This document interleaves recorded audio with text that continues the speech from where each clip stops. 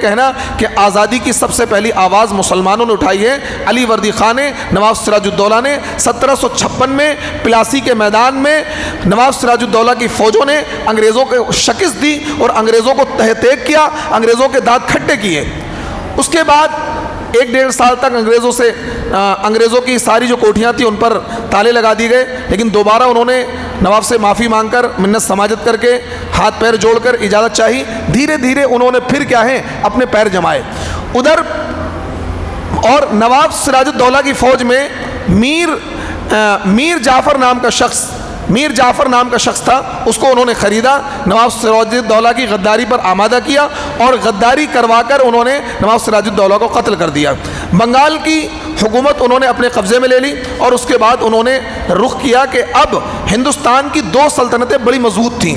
ایک سلطنت خداداد جس کو سلطنت میسور کہتے ہیں، جس پر ٹیپو سلطان کے والد محترم نواب حیدر علی حکمرانی کر رہے تھے۔ ادھر نواب سراج الدولہ کو ختم کر کے بنگال کی بہت بڑی ریاست تھی، کیونکہ بنگال اکیلا نہیں تھا، بنگال، اڑیسہ، بہار، یہ پوری ایک الگ ایک ریاست تھی، کئی سارے صوبے مل کر ایک ریاست بنتی تھی۔ تو اس پوری ریاست پر کیا ہے انگریزوں نے قبضہ کر لیا۔ اب انہوں نے رخ کیا سلطنت خداداد میسور کا، میسور کی طرف انہوں نے رخ کیا۔ ٹیپو سلطان کے جو والد تھے اور خود ٹیپو سلطان میدان میں رہے اور 4 بڑی جنگیں انہوں نے انگریزوں سے لڑی، 4 بڑی جنگیں لڑی، اس میں 2 جنگوں میں شکست ہوئی اور 2 جنگوں میں ان کو فتح ہوئی۔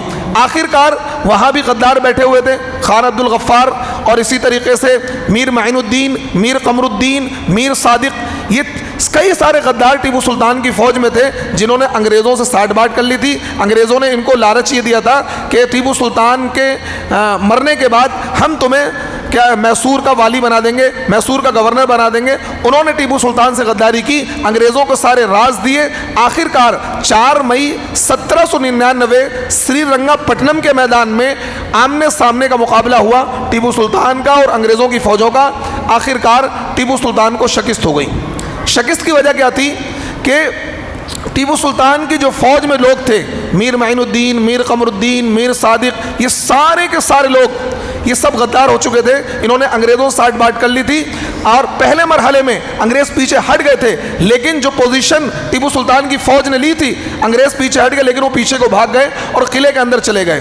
اب ٹیپو سلطان کو لوگوں نے مشورہ یہ دیا کہ آپ ایسا کریں، انگریزوں کے سامنے ہتھیار ڈال دیں اور انگریزوں سے صلح صفائی کر لیں، جس طریقے سے اور نوابوں نے، مہاراجوں، کئی ہندوستان کے نواب تھے، مہاراجا تھے، جیسے کہ یہ مراٹھے جو تھے، انہوں نے ساز باز انگریزوں سے کر لی تھی اور انگریزوں کی وظیفہ خواری پر یہ حکومت کر رہے تھے۔